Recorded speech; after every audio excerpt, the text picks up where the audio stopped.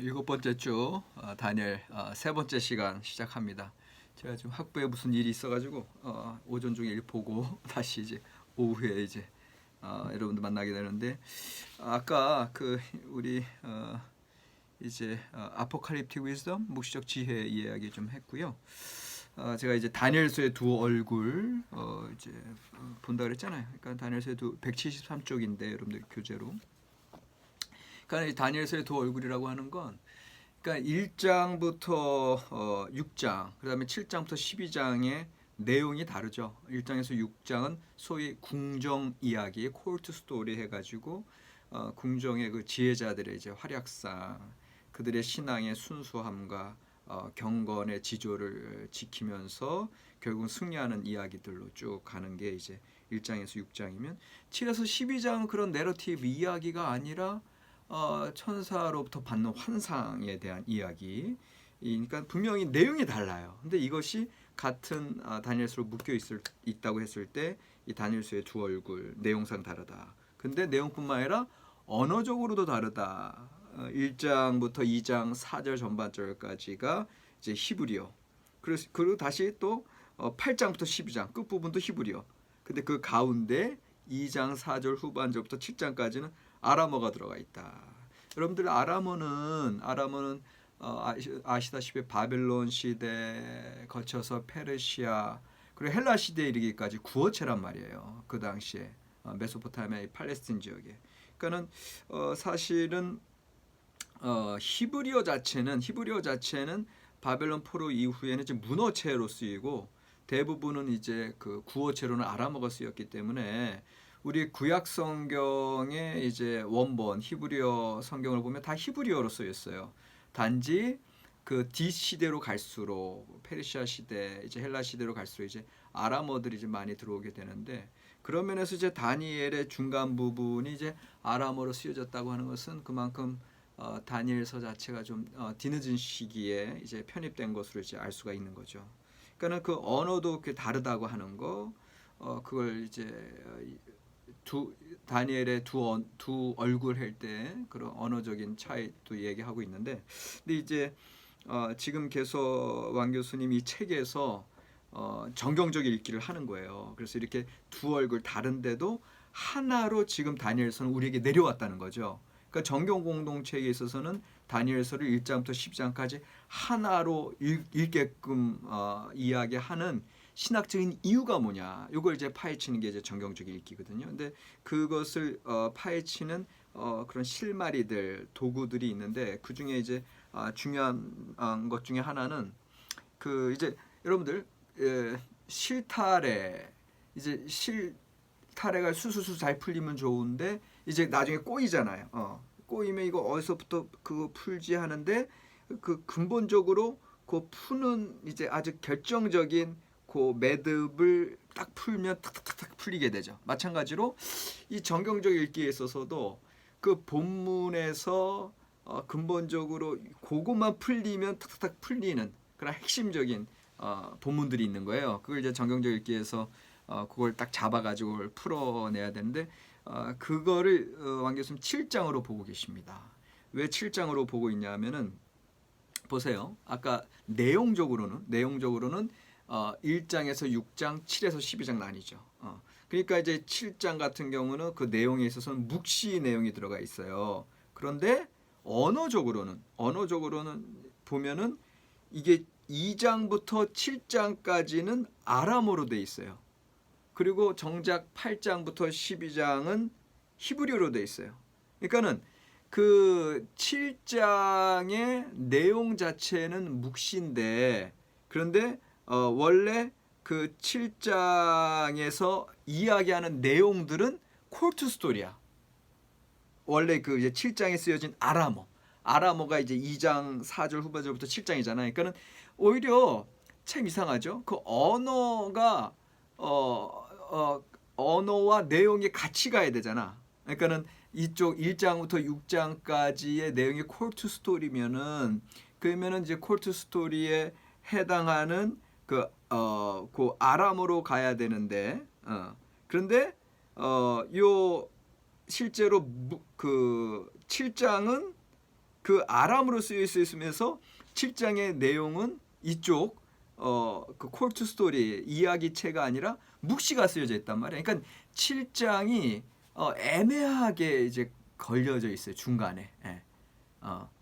7장 자체는 아람어인데 실제 내용은 이쪽 아람으로 쓰여진 콜트 스토리가 아니라 묵시에 대한 내용을 담고 있어. 그러니까는 이 7장을 잘 해결하면 이 전체 1장부터 12장 다니엘서 전체를 좀 풀 수 있는 그런 열쇠로 작용할 수 있지 않을까. 이제 이렇게 이제 보면서 쭉 이제 이야기하시는데 이제 그 중에 이제 힌트를 하나 주시는 거 뭐냐면 이제 오늘 내용은 아니라 이전에 교재 내용에서 나왔는데 2장에 나오는 그 금 신상이 있잖아요. 그 꿈을 꾼 그 제국의 왕이 꿈을 꾼 신상이 금, 은, 노, 그다음에 쇠와 철 이렇게 네 가지로 나뉜 게 이제 네 가지 제국에 대한 이야기 이거 이제인데 7장 자체는 네 짐승의 환상 그것도 이제 네 가지 다른 시대에 대한 내용이기 때문에 이것이 이제 연결되어 있다 이제 이런 이제 다른 학자들의 견해를 이제 밝히고는 있는데 우린 실제로 우리 다니엘 본문 이제 다음 주부터 1, 2, 3, 4장 시작하고 이제 쭉쭉 나갈 때 그 7장을 어떻게 우리가 정경적으로 읽기에 가장 그 핵심 연결고리로서 우리가 볼 수 있을지 이거를 이제 좀 연구하는 시간을 좀 가지려고 하고요. 그 다음에 이제 이 책에서는 이제 어떤 내용을 이제 얘기하냐면은 175쪽에 다니엘서 그 정경상의 자리매김에 관한 마소라 본문과 70인용 구약 성서의 충돌이다. 이제 이 제목 자체를 여러분들 아까 제가 전 시간에 말씀드린 것처럼 이거 뭐냐면 마소라 본문 히브리어 성경 히브리어 원어 성경 부분에서는 다니엘은 뒤에서 다섯 번째에 들어가 있어. 그런데 우리 이제 구약 성경 그 70인역 그리고 지금 70인역이라고 했을 때는 지금 우리 한글 성경의 순서 그대로 똑같아요. 그 한글 성경 순서에서는 다니엘서는 성문서에 편입되어 있기보다는 예언서에 편입되어 있다 아까 말씀드렸어요. 그러니까는 요거 자체가 벌써 그 두 성경에서 그렇게 들어가 있는 거가 다니엘서의 성격을 규명하는 데 있어서 각각 다른 시각이 이미 반영되어 있는 거란 말이에요. 그러니까 제가 아까도 말씀드렸듯이 이게 70인역을 따르고 있는 교회 전통. 왜? 70인역을 초대교회 예수님 시대 사도 바울 다 그 70인역 성경을 봤거든요. 그리고 그 시대 이후에 쭉 초대교부들까지 보면 그 다니엘은 이제 예언서로서 이제 그렇게 들어가 있는 것으로 본단 말이에요.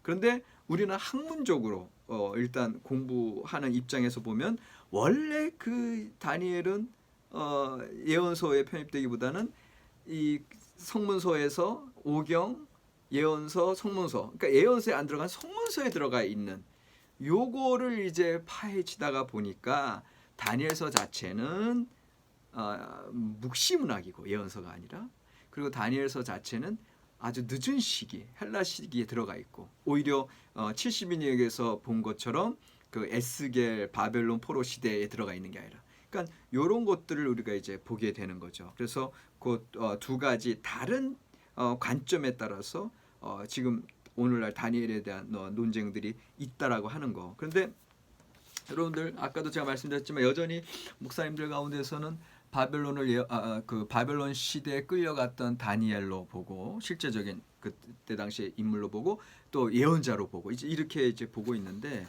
근데 여러분들 이 책에서도 나오지만 이미 에스겔서 우리의 정경인 에스겔서에서 다니엘은 에스겔 이전에 존재한 인물로 나오지 않습니까?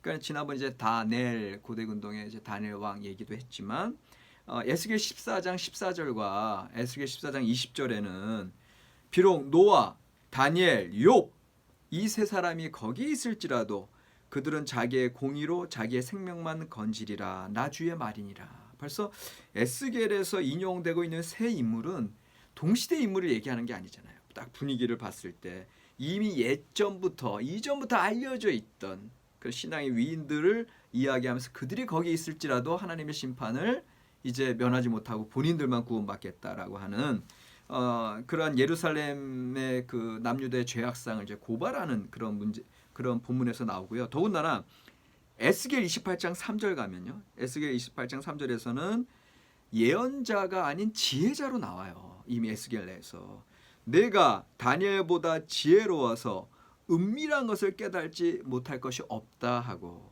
그러니까는 오히려 지금 다니엘에 대해서 우리가 이야기할 때는 오히려 에스겔 자체에서도 교회 전통에서 얘기하는, 다시 말하면 70인역 이후에 나타나는 어떤 예언자로서의 다니엘 내지는 바벨론 시대의 다니엘에 대한 이야기가 아닌 게 이미 에스겔 안에서도 나타나 있고, 성경상 안에서도 그 다음에 이미 말씀드렸듯이 아예 그 다니엘 자체가 이제 묵시문학적인 성격들이 있다고 하는 거. 그러니까 여러 정황상 여러분들이 좀 학문적인 어떤 그 관점에서 다니엘을 좀 잘 이해하시는 게 좋겠다, 이렇게 좀 보고요. 그래서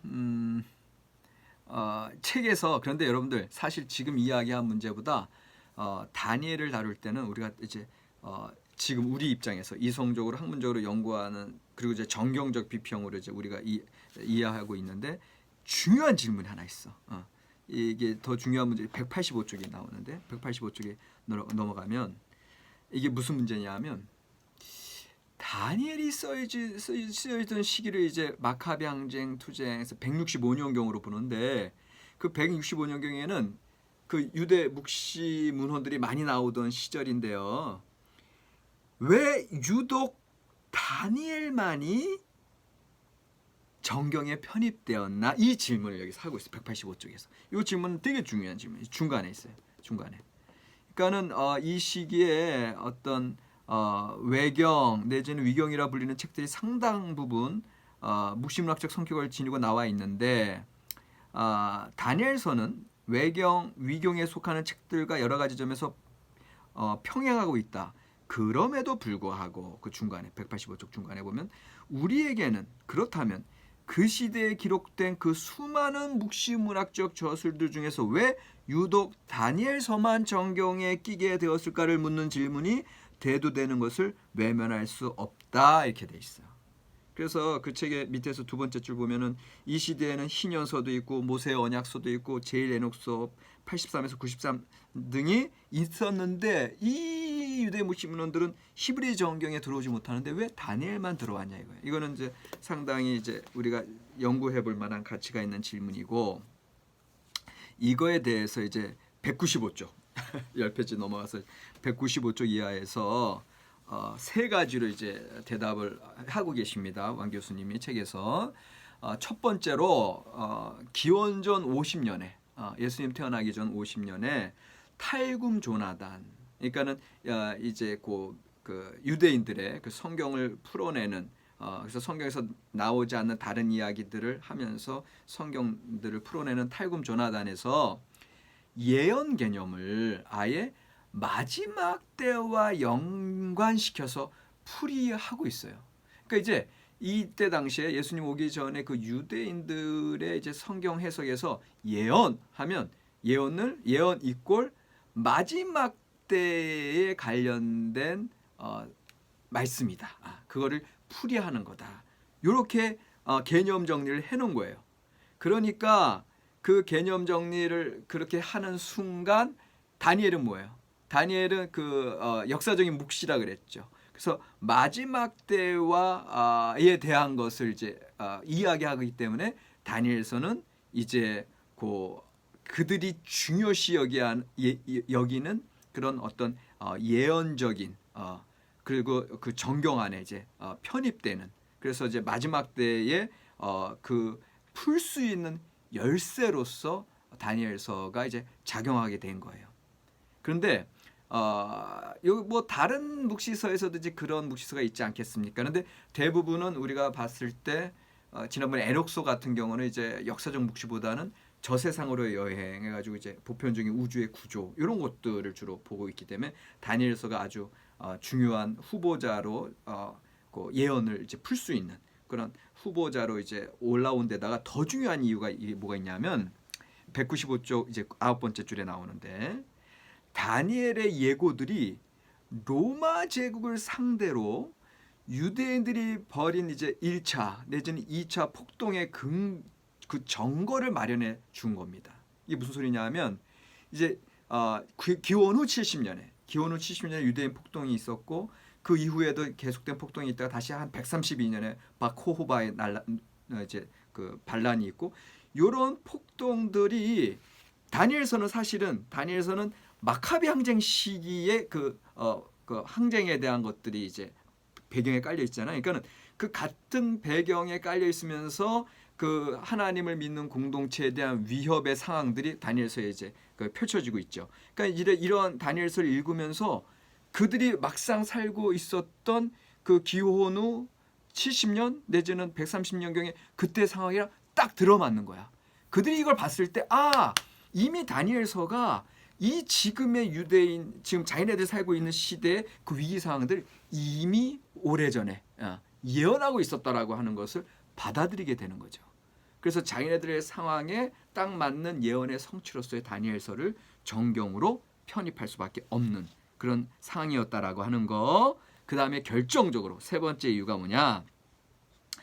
이 다니엘서에 펼쳐지는 그 원수, 하나님의 사람들, 경건자들을 죽이려고 하는 그 원수. 그때 당시에는 이제 안티오쿠스 에피파네스였겠죠. 근데 그 원수의 상이 이제 지금 이들이 현재로서는 이제 또 로마 제국의 그 황제에 박해를 받는 상황으로 이제 유대인 폭동이 이제 70년, 132년에 나타나는 거거든요.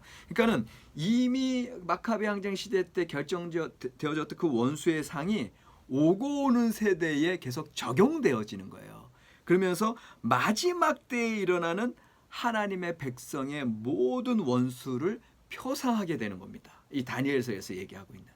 그래서 이것이 오늘의 시대에 제대로 성취되고 있고 또 오늘의 시대를 표현해주고 설명해주는 말씀으로 정경으로 들어오게 된 거죠. 그렇게 이제 왕 교수님이 이제 설명을 하고 계십니다. 그래서 결국은 왕 교수님이 이제 여기에서 얘기하고 싶은 건 뭐냐면 여기에서 활동하고 있는 사람들, 다니엘서에서 이제 활동하고 있는 사람들이 어떤 특정한 시대에 딱 들어맞는 예언이라기보다는 오고 오는 모든 대적들의 표상으로 받아들여지면서 일종의 교훈서로 작용한 것이다. 이렇게 해석을 하시는 거예요.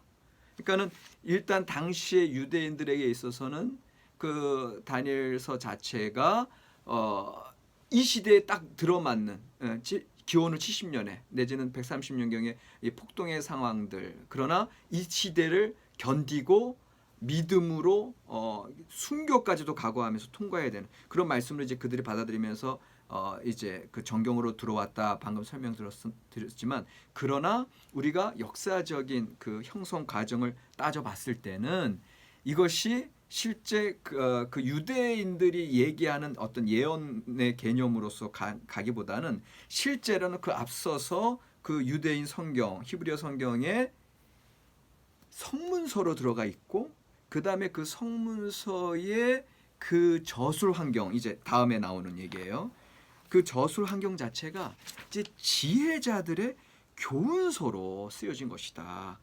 그렇기 때문에 이 다니엘서에서 얘기하는 마지막 때의 괴물 자체가 모든 오고 오는 세대의 대적들의 표상이 될 수 있는 거고, 그 다음에 모든 오고 오는 세대에 그냥 막연하게 미래를 예측하고 신비하게 시간을 그렇게 점치는 것이 아니라 오히려 지금을 살고 있는 사람들에게 어떻게 살아가야 하는 생존의 방법, 그리고 신앙인으로서 믿음으로 극복하는 승리의 삶을 알려주는 교훈서로 써진 것이다. 이렇게 이제 지금 쭉 왕 교수님 이 책에 그 다니엘서를 그런 이야기로 이제 이끌고 가고 계시거든요. 그래서 이게 다니엘서 저술 편집의 환경, 지혜자의 글맛, 이게 이제 201쪽에 나오는 겁니다. 201쪽에 다니엘서 저술 편집의 환경, 지혜자의 글말. 자, 여기에서 다니엘 저작의 배경, 아까 제가 첫 시간에 말씀드렸어요.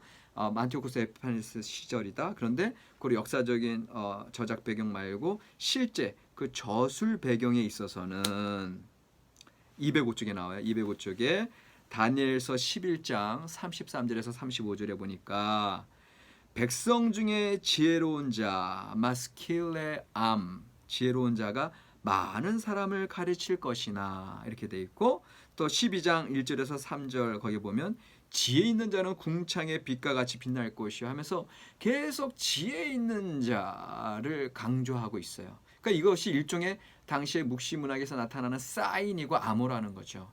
그래서 지혜 있는 자 여기서 얘기하는 지혜 있는 자가 단지 어떤 객관적인 지혜 있는 자를 이야기하는 것이 아니라 바로 당신들 그 지금 이것을 저수를 하고 있는 이것을 이제 이 지금 다니엘서 1장부터 12장으로 완성하고 있는 그 본인들의 그 지혜 그룹들에 대해서 이야기하고 있는 것으로 이렇게 보는 거죠.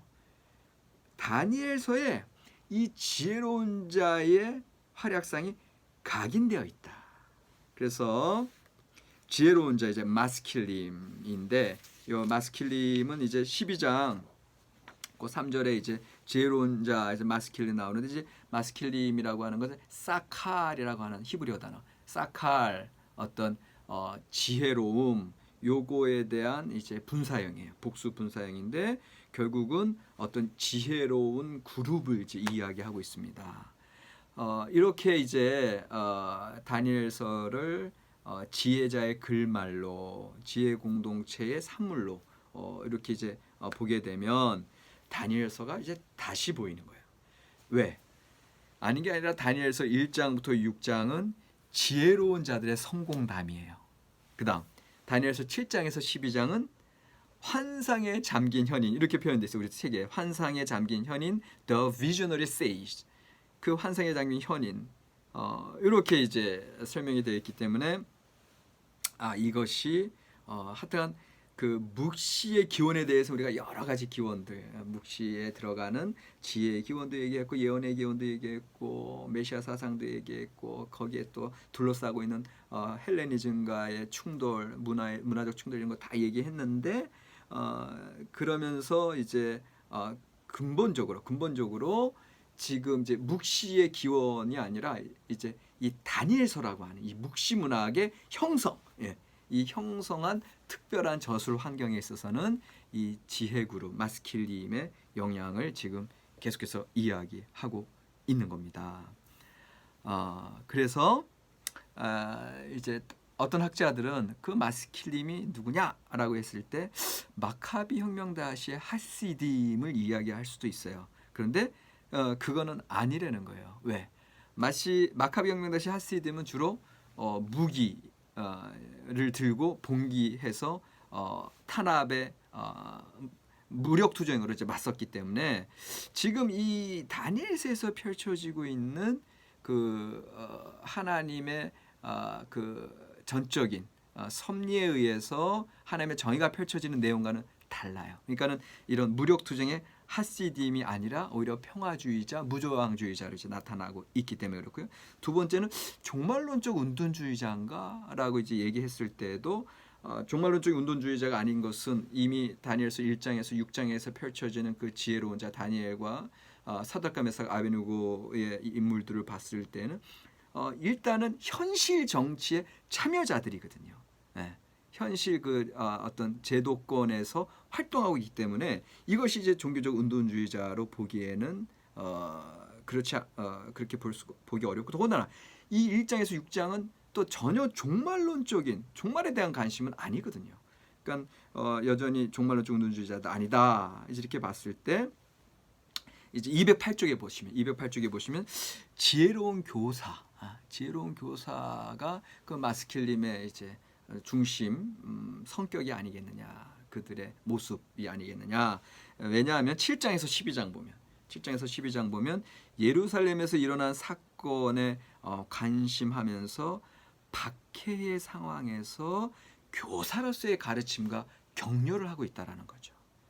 그러니까는 당시의 지혜 그룹들이 그런 지혜로운 교사의 모습, 그리고 209쪽 중간 단락쯤에 가면은 정치적인 목적보다는 가르치는 교사로서의 활동, 그래서 비폭력의 윤리, 또 바뀐 상황의 이 현실에서 어떻게 생존할 것인가에 대한 관심, 결국은 뭔가 지혜자, 전통적인 지혜자 그룹의 모습들. 그러나 그 지혜자 그룹은 역사적이고 실존적인 고뇌의 상황에서 새로운 묵시문학적인 승화를 지금 다니엘을 통해서 이뤄내고 있다. 이게 이제 210조. 예, 여러분들 책 210조 아래에 펼쳐지고 있습니다. 그래서 211쪽 넘어가면 토라를 지킬 것을 독려하는 위로의 책, 현실의 아픔을 종교적으로 승화. 그래서 여기서 이제 정화, 카타르시스에 대한 거, 이제 A.Y. 콜린스의 얘기인데, 이것이 이제 결국 이제 그 다음에 펼쳐지는 다니엘서의 구조, 장르, 의도에 보면 이제 이것은 카타르시스적인 의도가 이 다니엘서에 있다. 이제 이렇게 이제 이야기가 진행되고 있거든요. 이제 요 그 왕대일 교수님 이 책의 저자가 이제 다니엘서를 바라보는 관점들을 여러분들이 이제 어느 정도 이해를 이제 하게 됩니다. 이 시점까지 오면 그래서 그 이후에 다니엘서의 구조, 장르, 의도 쭉 나오고 그다음에 최종적으로 지혜로운 교사 다니엘에 대한 내용이 이제 232쪽에 쭉 펼쳐지고 있거든요. 그래서 봅시다. 쭉 건너뛰어서 끝부분으로 가면 232쪽 지혜로운 교사 다니엘, 여기서 이제 이야기하고 있는 것은 다니엘 자체가 1장 4절, 17절, 20절, 11장 33절, 35절, 12장 3절, 10절에 지혜로운 교사로 소개되어 있고 꿈, 해몽과 그런 어떤 상징을 이제 풀이하는 자, 그 다음에 슬기롭게 살아남는 자, 그 다음에 현인 다니엘의 성공담이 쭉 펼쳐지죠. 그러니까 이게 뭐냐면 디아스포라 유대인들에게 당시에 그 이방 세계에 살아갈 수밖에 없었던 디아스포라 유대인들에게 자기 정체성을 부각시키고, 왜? 다니엘이 살아남은 이유가 뭔데? 하나님의 사람으로 여호와 경외자로 섰을 때 그가 결국은 승리하게 되는 거. 그들의 정체성을 부각시키고, 그다음에 율법에 그 유대인들의 강조, 그 율법에 충실한 삶의 전형을 아주 티피컬 타입을 이제 부각시키고 있는 거죠. 그 다음에 이것이 7장에서 12장 가면은 1장에서 6에서는 이제 성공담, 지혜자들의 성공담을 얘기하면 또 7에서 12장에서는 꿈과 상징의 해석자에서 아예 이제 직접적으로 그 환상 속에 잠겨 있는 현인의 모습으로 발전하고, 그래서 그 현인의 모습은 단지 그냥 환상의 그 수혜자로서뿐만 아니라 오히려 그 펼쳐지는 장래에 대한 세상의 마지막에 관한 지혜 교사로서 여전히 가르침의 성격을 이제 보여주고 있다라고 하는 거, 지혜 교사. 그리고 나서 다니엘서 이제 1장에서 6장 또 7장에서 12장 보면은 이제 여기 책에서는 다니엘서 1장에서 6장은 역사 긍정이고 7에서 12장은 역사 부정인데, 묵시적인 것이지 12장에서 이제 많이 나타나니까 불연속. 근데 이거를 어떻게 해석하시냐면 7장에서 12장이 사후 예언으로 본다면 이제 일이 일어나고 나서 다시금 바빌론 시대로 가가지고 이제 앞으로 펼쳐질 그런 것들에 대해서 예언한 것으로 본다면 그 궁극적인 관심은 미래 종말이 아닌 현재 혼돈의 상황 속에서 어떻게 살아가야 하는가를 당부하는 지혜 교사로서의 목소리가 더 강하다라는 거죠. 마치 1장에서 6장처럼.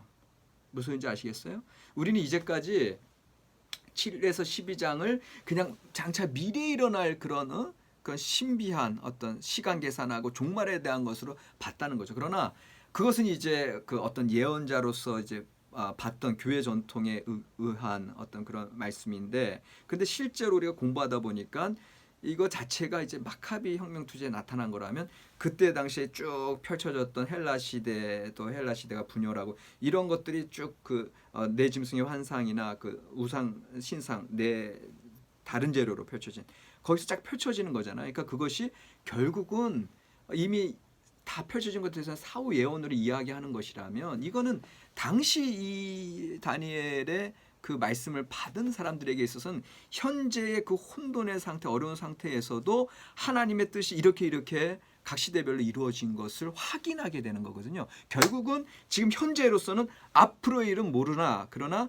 여전히 하나님께서 이러한 일들, 이러한 제국의 영고 성세를 통해서 보여줬듯이 앞으로도 우리가 오늘의 삶 가운데 다니엘서 1장부터 6장에 나타난 그 하나님의 충실한 경건자들의 모습으로 율법을 지키며 살아갈 때 여전히 우리에게도 미래의 승리의 삶을 허락하실 것이라고 하는 오늘의 삶에 대한 교훈이 다니엘서에서 펼쳐지는 지혜 교사의 가르침이라는 거죠. 그러니까 이렇게 이제 왕 교수님은 이제 엮어가고 있고, 그래서 다니엘서는 예언서라기보다는 성문서. 주전 5세기 에서 1세기에 이르는 유대인들의 제2성전기의 율법과 할라카에 정통한 지혜자들이 유대 공동체의 지도자로 활동하던 시기였고요.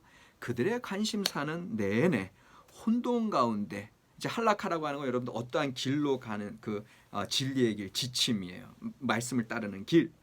거기에 정통했던 유대 공동체 지도자들, 그러니까 그들의 관심사는 혼돈 가운데 창조주 하나님을 의지하는 신앙으로 돌아갈 것을 강조하는 거죠. 현실에 연연하고 불안해하기보다는.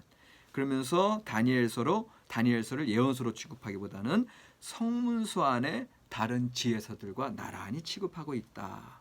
세상 살아가기에 대한 가르침이다. 이렇게 이제 다니엘서 전체를 보고 계십니다. 그렇기 때문에 다니엘서를 성문서의 다른 지혜 문학과 같이 하나의 경건 문학으로, 이제 성문서에는 이제 시편도 들어가는 거거든요. 그다음에 지혜서 들어가고, 그러니까 그런 경건 문학인데 여러분들 시편도 그렇고요, 지혜서도 그렇고 하나같이 고백하는 게 뭔지 아세요? 하나님의 다스리심이에요. 주 다스리시네. 그 시편에서 찬양의 결국은 시편에서의 제왕시도 나오고 찬양시도 나오고 탄식시도 나오고 쫙 펼쳐지잖아요. 그 모든 것이 하나로 하나님의 나라거든요. 세상 다스리심. 이거를 이야기하는 것처럼 다니엘서도 그런 주제에 있다 연관되어 있다. 그래서 다니엘서는 지혜 전승의 묵시적 변형 또는 복술적 지혜의 묵시적 활용이다. 이렇게 237쪽에 나와 있습니다. 자, 중간 부분 팍 건너뛰어서 이제 진도를 딱 맞췄는데, 결론적으로 여러분들 다니엘은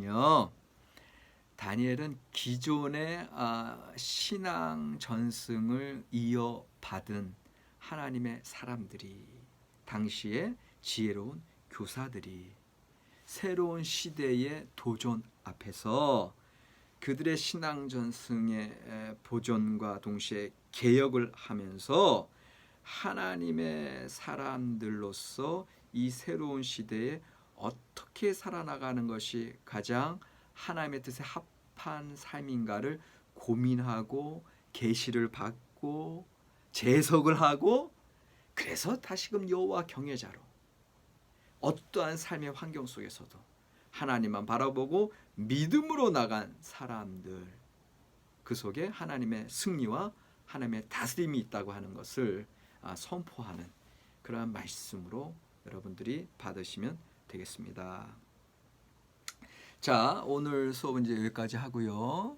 이제 과제는요. 이 수업에 이제 과제는 하나만 낸다 그래서 7번째 주 과제 이제 4월 29일 수요일까지 내주시고요. 7번째 과제 이걸 내주시고 나서 그 다음에 쫙 아까 중간 보고서 대치하는 거 다니엘서 1장, 2장, 3장, 4장 구조, 그 다음에 각 요지, 그 다음에 전체 주제들, 각 장의 주제들 쫙 얘기해 주시는 게 주일날까지 내시라고 했어요. 5월 3일까지 내셔야 되겠네요. 5월 3일까지. 그래야 제가 5월 4일날 8번째 주 다니엘 1, 2, 3, 4장 딱 강의 딱 시작할 수 있게끔 그렇게 하기 위해서 일단은 과제는 아까 제가 말씀드렸죠. 그 아포칼립틱 위즈덤, 묵시적인 지혜. 이 묵시적인 지혜를 지혜 내용을 제가 세 가지로 말씀드렸고 그것을 이제 다니엘서와 관련해서 좀 봤고, 그래서 여러분들 그 묵시적 지혜가 제가 생각하는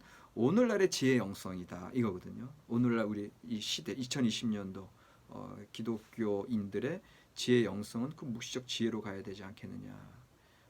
여러분들 거기에 대해서 그걸 정리해 주시고 묵시적 지혜 요소를 정리해 주시고 여러분들의 생각과 좀 다른 또 방향에서의 발전.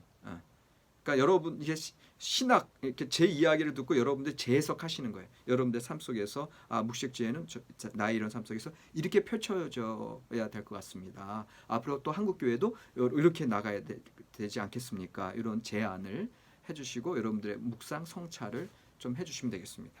그 과제고 4월 29일까지는 그렇게 내주시고 그 다음에 중간 점수로 들어가는 중간 보고서 다니엘서 1장, 2장, 3장, 4장 문단 나누기 그 다음에 요지들. 그래서 1장의 주제는 이런 문단 나누기에서 전체 주제는 이렇게 갑니다. 2장의 전체 주제는 이겁니다. 3장의 주제는 문단 나누기 해봤더니 이렇게 해서 이겁니다. 4장도 이렇게 하여튼간 조금 뭐 여러분들 새로 하는 거라 조금 어려움이 있으시겠지만 이제 구약학에서는 신약학 하시는 분들도 아시지만 이게 구조 분석이에요. 그래서 구조 분석 구조만 딱 보더라도 이 전체 내용이 보이는 거거든요.